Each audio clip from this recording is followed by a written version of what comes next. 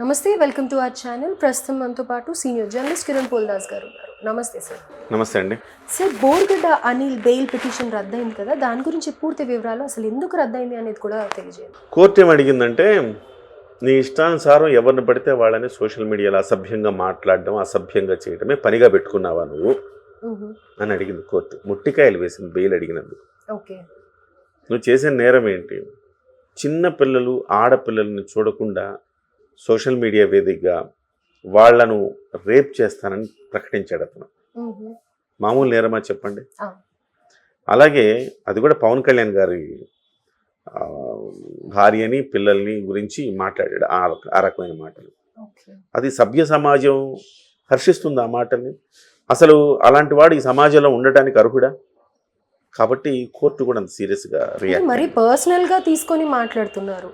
అది తర్వాత చంద్రబాబు నాయుడు గారిని, అలాగే జగన్ అనుమతిస్తే చంద్రబాబు నాయుడిని, పవన్ కళ్యాణ్ని, లోకేష్ని చంపేస్తానని చెప్పాడు. బహిరంగంగా మీరు ఇంటెన్షనల్లీ ఒకళ్ళని మర్డర్ చేస్తానని చెప్తున్నారు, ఇంకొకళ్ళని రేప్ చేస్తానని చెప్తున్నారు. సో ఇలాంటి వాళ్ళను ఈ రకంగా వదిలేస్తే, బెయిల్ ఇస్తే సభ్య సమాజం తలదించుకోవాలి. ఈ అభిప్రాయంతో జడ్జి గారు వ్యాఖ్యలు చేశారు. నీకు అదే పని, ఇలాంటి పనులే చేస్తూ ఉంటావా నువ్వు అని చెప్పేసి ఆయన చాలా సీరియస్ అయ్యి బెయిల్ పిటిషన్ కొట్టేశారు. అతని మీద అనేక ఆరోపణల మీద. అతను ఒక నేరం చేయడం కాదండి, రిపబ్లిక్ ఆఫ్ ఇండియా పార్టీకి ఆంధ్రప్రదేశ్ అధ్యక్షుడిని అని చెప్పుకుంటాడు. రామ్దాస్ అథవాలే కేంద్ర మంత్రిగా ఉన్నాడు గతంలో, ఆయనకు ప్రధాన శిష్యుడిని అని చెప్పుకుంటాడు. జగన్మోహన్ రెడ్డికి తమ్ముడిని చెప్పుకుంటాడు. నాది పులివెందులే అని చెప్పుకుంటాడు. జగన్మోహన్ రెడ్డి ఆదేశాల మేరకే చేస్తున్నానని చెప్తా ఉంటాడు. ఇవిగాక ఇలాగ చెప్పుకొని అనేక మందిని బెదిరించాడు. గత ప్రభుత్వంలో కనీసం పోలీసులు అతని మీద కేసు పెట్టడానికి భయపడ్డారు, పోలీసులు అతన్ని టచ్ చేయడానికి కూడా భయపడ్డారు. పైగా ఎవరైనా మాట్లాడితే ఎస్సీ ఎస్టీ అట్రాసిటీ కేసు మీ మీద పెడతాను అంటాడు. సో అది ఎస్సీ ఎస్టీ అట్రాసిటీ కేసు ఎందుకు వచ్చిందండి? నిజంగా ఒక అమాయకుడైన దళిత యువకులను లేకపోతే దళిత మహిళలను కులం పేరు పెట్టి దూషిస్తే ఆ SC ST atrocity case attract అవుతుంది. అలా కాకుండా మీరు మాత్రం తిడతాము ఎదుటి వాడిని, నేను బండబూతులు తిడతా, చంపేస్తానని చెప్తా, రేప్ చేస్తానని చెప్తా, కానీ ఎదుటివాడు ఒక్క మాట నా మీద ఎవరైనా మాట్లాడితే మీ మీద ఎస్సీ ఎస్టీ అట్రాసిటీ కేసు పెడతానంటే, సో నువ్వు ఎంత అవమానిస్తున్నట్టు ఎస్సీ ఎస్టీ అట్రాసిటీ కేసుని, దాని గౌరవం తీసినట్టే కదా. నిజంగా అమాయకులకు ఉపయోగపడాల్సిన అలాంటి చట్టాన్ని నీ చేతుల్లోకి తీసుకున్నావు కదా నువ్వు. ఇలాంటి దుర్మార్గమైన వ్యక్తికి బెయిల్ ఇవ్వాలా అనేది ఇక్కడ ప్రధానమైన పాయింట్. అందుకే కోర్టు ఆయన బెయిల్ నిరాకరించింది. అదిగాక దౌర్జన్యాలు, దందాలు ఇవన్నీ చేశాడు. నేను పోలీసుని అని చెప్పి అనేక మంది దగ్గర డబ్బులు వసూలు చేశాడు. నేను ఇట్లా జగన్మోహన్ రెడ్డి పంపించాడని చెప్పి అనేక మంది దగ్గర దందాలు, సెటిల్మెంట్లు చేశాడు. ఈ రకమైన అనేక ఆరోపణలు అతని మీద ఉన్నాయి. కాబట్టి అతనికి కోర్టు చాలా గొప్ప పని చేసిందని నేను భావిస్తాను. ఇవాళ కోర్టు ఒకవేళ నిజంగా బెయిల్ ఇచ్చి ఉంటే అది విచక్షణ మేరకు ఉంటుంది. టెక్నికాలిటీస్ చూస్తారు కానీ జడ్జి గారి విచక్షణ మేరకు కూడా కొన్ని ఉంటాయి. ఒకవేళ వాళ్ళు ఇతనికి బెయిల్ ఇస్తే ఇబ్బంది లేదని నమ్మి ఇచ్చుంటే ఏం జరిగేదంటే, ఇతనిలాగా మనం మాట్లాడచ్చు, ఇతనిలాగా మనం ఎవరినైనా ఏమైనా మాట్లాడచ్చు అన్న ధోరణిలోకి సభ్య సమాజం వెళ్ళిపోతుంది.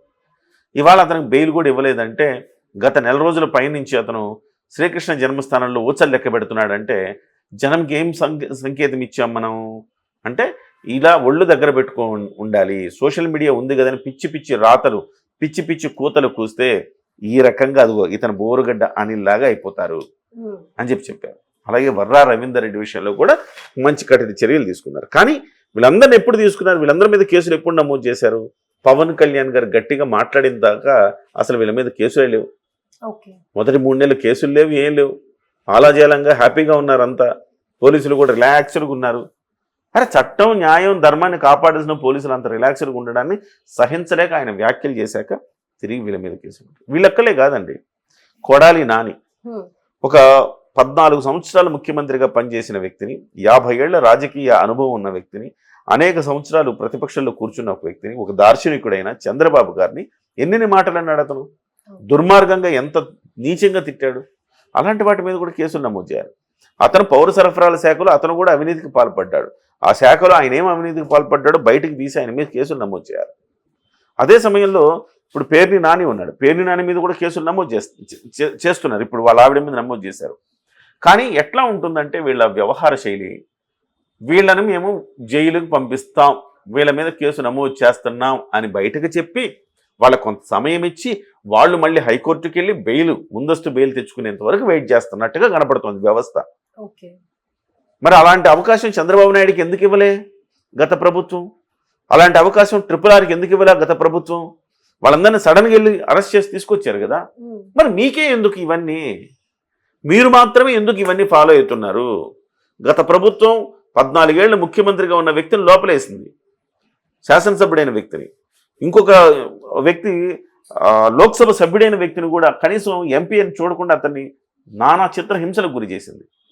అలాగే వ్యవహరించింది. మరి ప్రజలు మీ నుంచి ఏం కోరుకుంటున్నారు? లేదయ్యా ఇలాంటి అరాచకులు మీరు లోపలేయాలి, అందుకే వాళ్ళకి 11 ఇచ్చి మీకు 164 ఇచ్చామంటున్నారు. మరి దాన్ని ఎక్స్పెక్టేషన్స్ రీచ్ అవుతున్నారంటే రీచ్ అవ్వట్లేదనే చెప్పాలి. రామ్ గోపాల్ వర్మ ఏమైపోయాడు? పోసాని కృష్ణమురళి ఏమైపోయాడు? కనీసం ఒక కేసు కూడా లేదు. పోసాని కృష్ణమురళిని కనీసం విచారణకు కూడా తీసుకురాలేదు. పోసాని కృష్ణమురళి ఎన్నెన్ని మాట్లాడినాడండి హైదరాబాద్ ప్రెస్ క్లబ్లో కూర్చొని? దుర్మార్గంగా మాట్లాడాడు. పవన్ కళ్యాణ్ గారు కుమార్తెల గురించి మాట్లాడారు. అలాంటి వెధవని, పోసాని కృష్ణమురళి లాంటి వెధవని, ఆర్జీవి లాంటి వాడిని మీరు కనీసం శిక్షించాల్సిన అవసరం ఉంది కదా. ఏమి ఇస్తాం మనం జనానికి? ఏం చెప్తున్నాం? మిమ్మల్ని గెలిపించినా మేము చేతగాని వాళ్ళలాగా ఇలా కూర్చుంటాం, చేష్టలు కూర్చుంటామని చెప్పదలుచుకుంది ఈ ప్రభుత్వం. ఈ ఫీలింగ్ నాకు కాదండి, జనంలో ఉంది ఈ ఫీలింగ్. డెఫినెట్గా హైకోర్టుని అయితే అభినందించాలి, చాలా గొప్పగా తీర్పిచ్చారు. బోరుగడ్డ అనిల్ లాంటి వాడిని శిక్షించి తీరాల్సిందే. Right, thank you sir. Thank you.